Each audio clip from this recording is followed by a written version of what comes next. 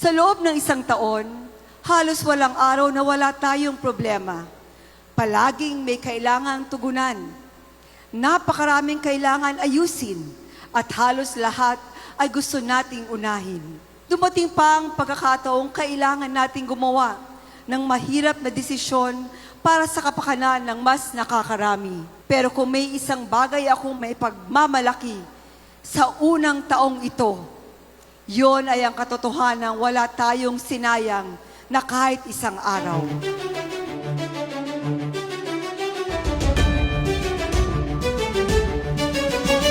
Round of applause for our City Mayor, Mayor Florida, Ate Rina Robes.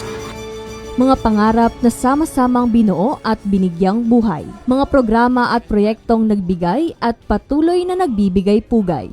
At bayanihang serbisyo publiko na buhay na buhay. Yan ang direksyon ng State of the City Address 2026, Alagang San Joseño, unang taon ng serbisyo at lideratong may puso ng ina ng The Rising City, Mayor Florida P. Robes, na sumasalamin sa samut-saring hamon at tagumpay na humubog sa unang isang taong paninilbihan sa bawat pamilyang San Joseño. Nakibahagi sa simple pero mahalagang yugtong ito sa kasaysayan ng lungsod ng San Jose del Monte sina Provincial Board Member John de los Santos at Board Member Efren Bartolome Jr., mga District 1 and 2 Councilors na bumubuo sa Sangguniang Panlungsod sa pangunguna ni Vice Mayor Arlene Bartolome Arsiaga, mga Department Heads at Assistant Department Heads na pinangungunahan ni na City Administrator Attorney Rizaldi L. Mendoza at Chief of Staff Juan Miguel Perez San Pedro.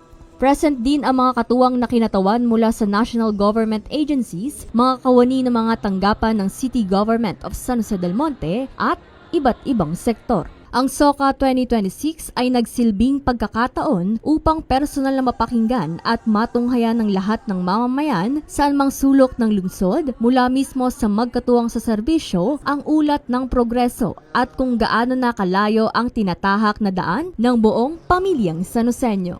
Napakaganda na gawa ng ating mayor dito sa San Jose del Monte. Unang-una po, ang local pensioner po dito sa atin na nasa 4,800 mahigit, na nagkakaroon po ang mga senior nito na 1,000 kada isang buwan. So sa loob ng 3 buwan, quarterly, ay nagkakaroon sila ng 3,000 each si local pensioner. Pinag-isa niya po ang lahat po ng samahan. Kagaya po ng 3 federasyon sa San Jose del Monte, ang PLTN, Coalition at FISCAP. Yun na ay pinag-isa niya under Project Alaga. Yung focal president na po, kada barangay ay nagkaroon din po ng Council of Elders. So, yung mga benefit po na makukuha po nila ng mga council at ng focal ay pare-parehas lang po, pantay-pantay. Kaya para po sa amin ng mga senior ay napakalaking, very proud po kami sa ginawa ng ating mayor na pinag-isa kami sa isang bahay na yun po ang hinihintay namin sa lahat. Kaya Mayor Ate Rida, maraming pong salamat sa lahat po nagmamahal. Pagkalinga na binigay niyo po sa amin lahat ng senior dito po sa San Jose del Monte. Thank you po so much. Hindi maitatangging sa loob ng 365 araw mula ng unang araw na nailuklok ang pinakaunang babaeng punong lungsod kasama ang kinatawan ng nag-iisang distrito ng lungsod sa Kongreso. Marami ng programa ang nadagdag, maraming proyekto na ang naipatayo, maraming hamon ang nalagpasan at maraming buhay na ang nabago at nabigyan ng pag-asa at pag-asenso. Sa lahat ng ito, maraming pagkakataon pa ang natitira upang maisulat pa ang mas maraming kwento ng pagpupunyagi at maipagpatuloy ang mga magandang nasimulan na. Dahil para kay Congressman Arthur at Mayor Ate Rida, basta magkakasama, kayang-kaya. Isa-isang ibinahagi ni Mayor Ate Rida ang tagumpay sa kalusugan, edukasyon, turismo, ekonomiya at iba pang usaping panlipunang patuloy na nararamdaman ng mga mamamayan, higit lalo ng mga vulnerable sectors. At ngayon, meron din tayong 15,000 person with disability ang ating nairehistro at patuloy na paglilingkuran sa pamamagitan ng kagamitang medikal at living prosthesis assessment.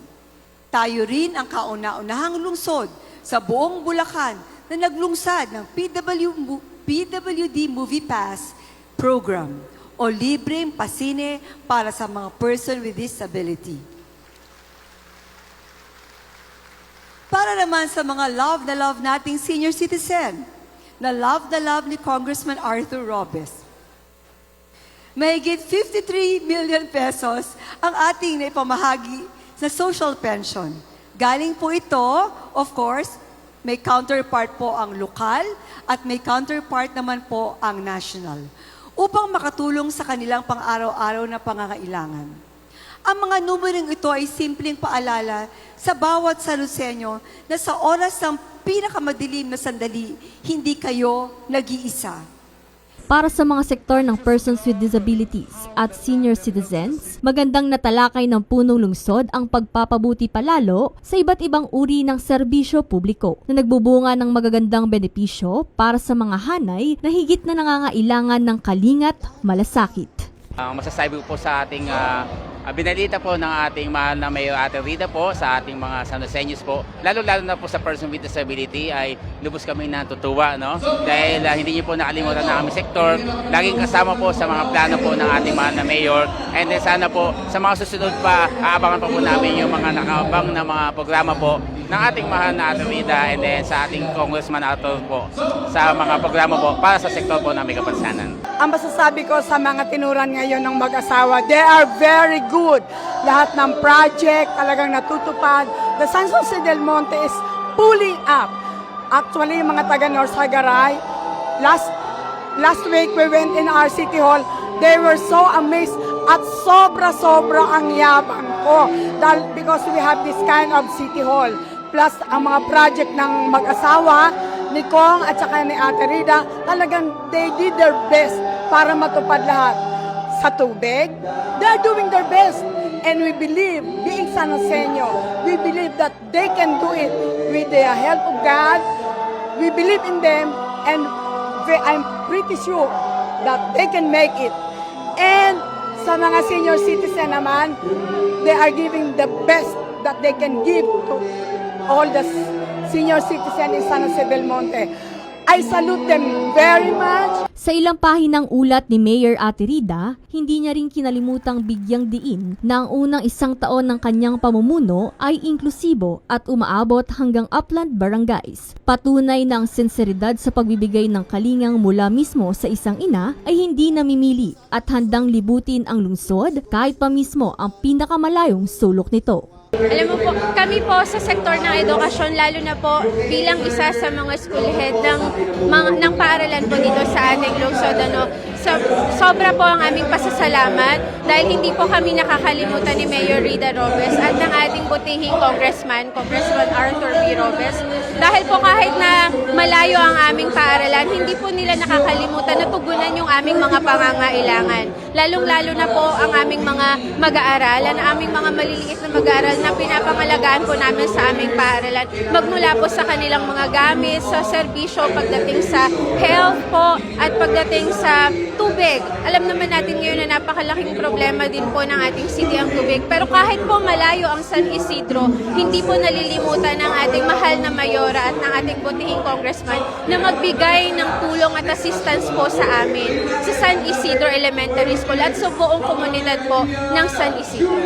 Malaking bagay po na na-activate po lahat ang ating pong LGU pababa po sa bawat barangay at sa bawat paaralan. Hindi po namin ito makakayanan. Yung school violence ay isang malaking problema po, hindi lamang po dito sa ating lungsod, kundi maging sa bawat probinsya at lungsod ng ating buong bansa.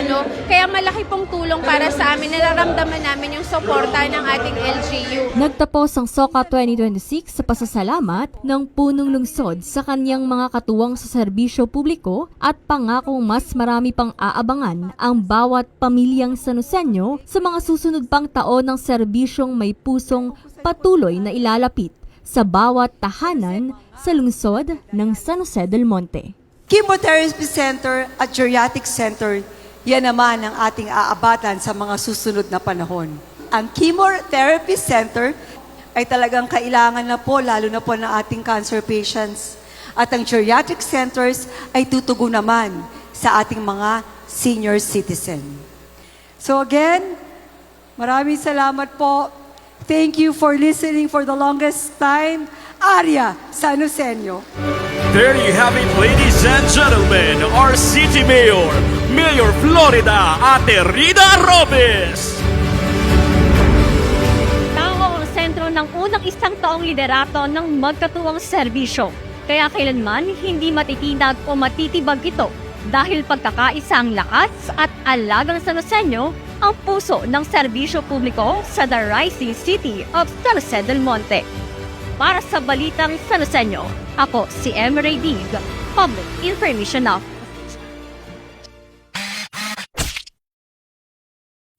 Yan ang mga kaganapan at detalyeng dapat alam mo sa Sanoseño. Para sa napapanahong balita at impormasyon, doble aksyon at solusyon, i-follow at mag-subscribe sa mga official social media pages ng Pamahalang Lungsod ng San Jose del Monte, Bulacan. Maraming salamat, Arya Sanoseño.